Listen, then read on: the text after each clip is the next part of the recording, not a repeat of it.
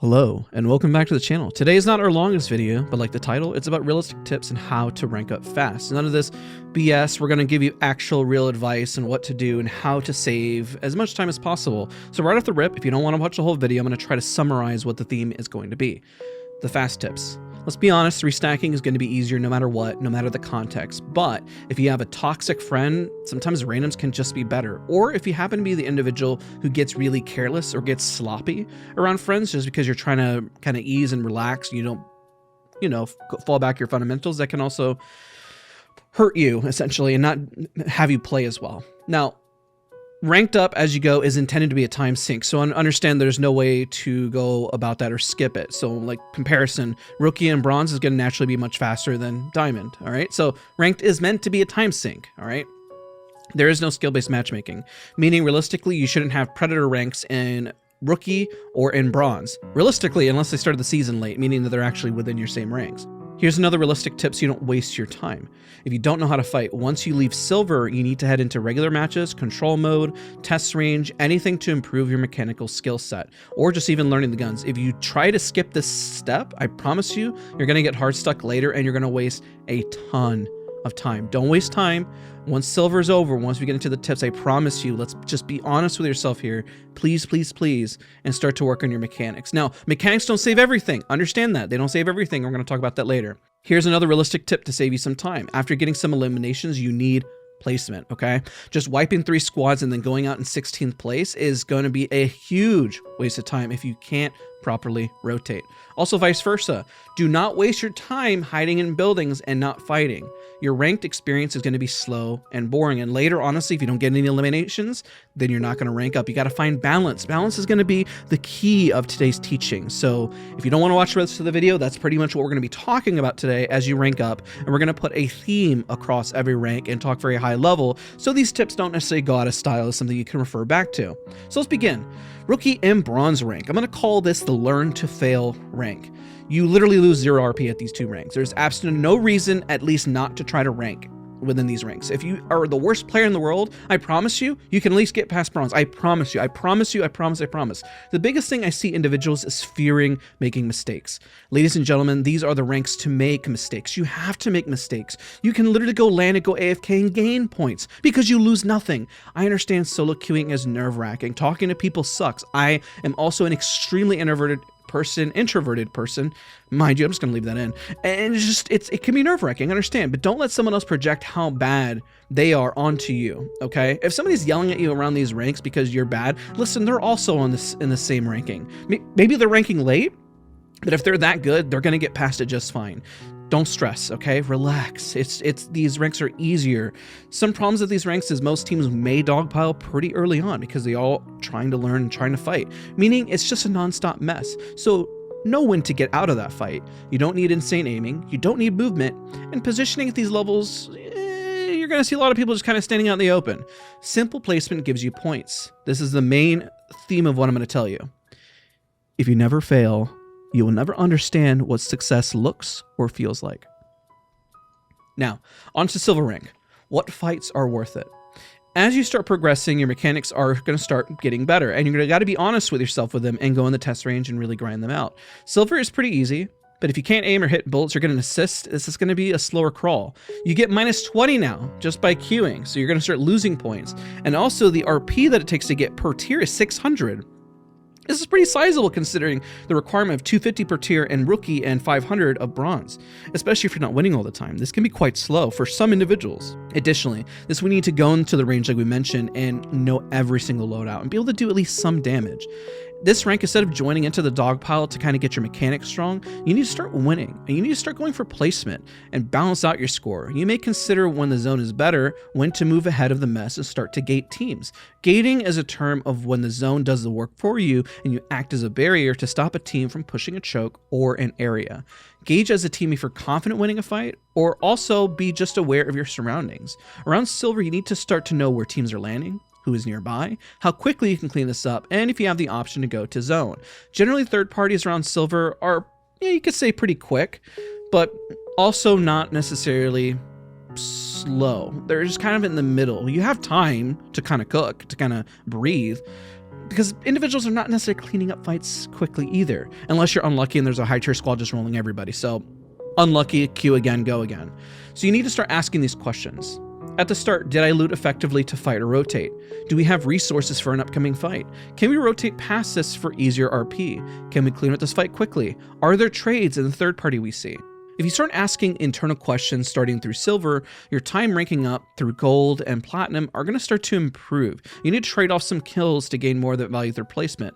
Note, if you're an amazing squad that just wins every fight, know your strengths, lean in onto it. Just understand that every squad has its limits. Every team, even at a pro level, know when enough is enough. So gauge that. Everyone's limit is a little different. Gold rank. All right, this is where we start to learn the duck and weave of a fight tactics. As you improve on what a fight is worth, you'll notice that cleaning up a full fight may not be fast enough anymore. Sometimes securing what you have or rotating or going for a better positioning or baiting the third party may be better. So this statement right here is a lot of information. As you break it down, essentially, stop chasing the last person if it's going to waste positioning or resources, unless you're that team that's super confident running through everybody. Rotating to zone will save you points and time, since most will get stuck in only wanting to fight. And if you fight early and you get third partied, you got to really ask yourself the honest question, could we have rotated sooner and did we stay too long? So you need to understand the timing of the lobby. You kind of have that gut feeling and trust that gut feeling when enough is enough. And you know what I'm talking about. You're like, oh, there's another team probably nearby. I get the feeling that the other team is going to start rolling up. Trust that gut instinct and start to build upon it on these rank. You are losing 40 RP, and it now takes 700 RP just to go within each tier within gold. If you always get third partied, again, gotta pay attention to that timing and who's nearby. As everyone improves their loot rotations around this level, notice how in this guide we have not even touched on any specific legend, okay? This is because, legit, if you play a legend you hate, then it's going to feel like the time in ranked is going to suck and take forever. Early on, you can rank up literally on any legend. If you have mechanical skills above average, you can get masters on any legend. Yes, any legend. Around gold, you need to play the following ways. Use proper cover in and out of a fight. Use utility properly and don't spam it in a fight. You look for openings, catch opponents out who are isolated, and cover your teammates. Unfortunately, as we rank up, toxicity will increase. If you want to save time, don't pay any mind to any of this. Wasting energy, getting angry, or responding to somebody who is angry at you is just going to bog you down in future matches, and it's just flat out not worth your time. This is a guide about saving time. Don't waste your efforts on this and don't pay any attention to it. I understand if you did your best, that you did try, and that is more than enough.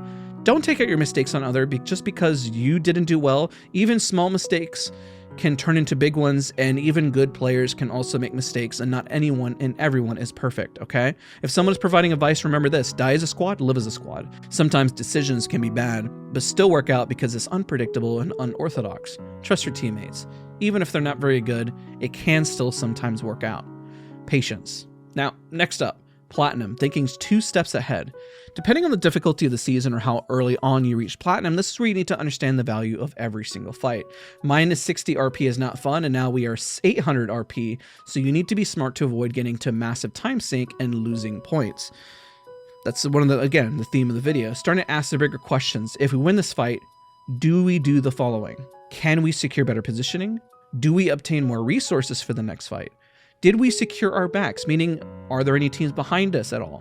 Is there a team nearby worth waiting for before we push? Are we more effective moving in front of this team to gate, like we mentioned, even in silver? At this point, you need a higher mastery of every weapon, recoil, and positioning. Otherwise, you're going to get stuck here. If you can't land shots, you're going to be punished for it. If you don't position well and you don't find cover that covers at least half your body, or you run out in the open, you're going to start losing points. If you don't prioritize effective positioning on height, remember, not all height are made equal.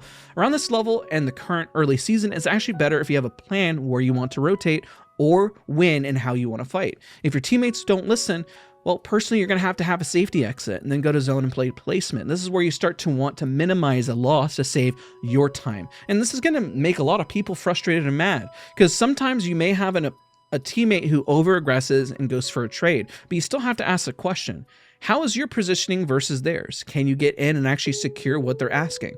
What damage is there? Is there a difference in the damage? Do you have the advantage still? What info is your teammate providing? Now, you don't want to just run away and rat either. You got to find balance, because obviously you're going to need that RP to gain points. So understand when you need to leave, maybe you can go craft their banners, or when you need to stay in the fight. This is where having a support legend definitely comes in handy, because then you can reset if a fight doesn't go very well. This is at this point that it's going to be very beneficial. And then avoid that hefty loss, because, I mean, it's brutal. It is brutal once you start getting around these points, and it gets harder and harder. Platinum isn't impossible. It's pretty straightforward. I don't think it's the most difficult as long as you have these fundamentals and you've done this time and time again. But if this is early in the season, one of the first or 2 weeks, or early within a split, it can be a little rough. Next up is Diamond Plus. So this is Diamond, Masters, and Pred. If you are hitting between Diamond 2 and Diamond 1, you can easily hit Masters and hit Masters. And if you have the time and you don't have a job or anything, then yes, you can hit Predator. This is a point where you learn patience. Depending on when you start the season, if you get here early on, expect some of the following. If you're watching this guide as of March 10th, 2024, you are currently 1% of the player base from Diamond 4 to Predator. Yes, isn't that wild to think about? You are literally in the top 1%. In Season 17 in Masters, there were 34% of the player base that were ranking were in Masters. So this is currently a harder season. So try to gauge how difficult the season is and look at those resources. This is literally the longest part to hit Masters. It's a slow grind. You need patience to keep your cool. If you rage, you're going to lose focus on fundamentals and make dumb mistakes. If you lack patience, then you will proceed to rage. There is lots to get upset about. Long queue times, cheaters, 3 stacks, professional players that are just 3 stacking, bad teammates. Listen, the cheater situation gets more difficult up or on as you keep going, because that's where they're trying to cheat so they can get to that max rank. It sucks. I know it's not fun. 80 RP loss hurts, and it's 900 points. This is why with its Timmy solo queue rank, Diamond took the longest compared to all the other ranks, all right? But if you stay cool, remember your fundamentals, such as, loot efficiently, know your plan when you want to fight and go to zone, take smart fights, don't hide in buildings, but also know when a fight is worth it versus when it's not worth it. Do not dummy push everything. Play as a team for a win, not for the current battle. Just because your squad means you can win the current fight, you need to win the war at the end. This is why in Platinum 1, I was encouraging you to start thinking 2 steps ahead. If you can do all this and your mechanics are pristine, there's no reason why Masters and Pred is not achievable. It is simply a time sink at this point. Don't be mad at yourself if you don't have the time to put in, but try to save on that time through patience, through good fundamentals, and then spending that time and not raging. And trust me, you're going to get a lot further ahead than most of the players. And sometimes if you don't have the time, don't worry. I've seen a lot of Platinum and Diamond players that play much better than most Masters and Pred players most of the time. It's very interesting.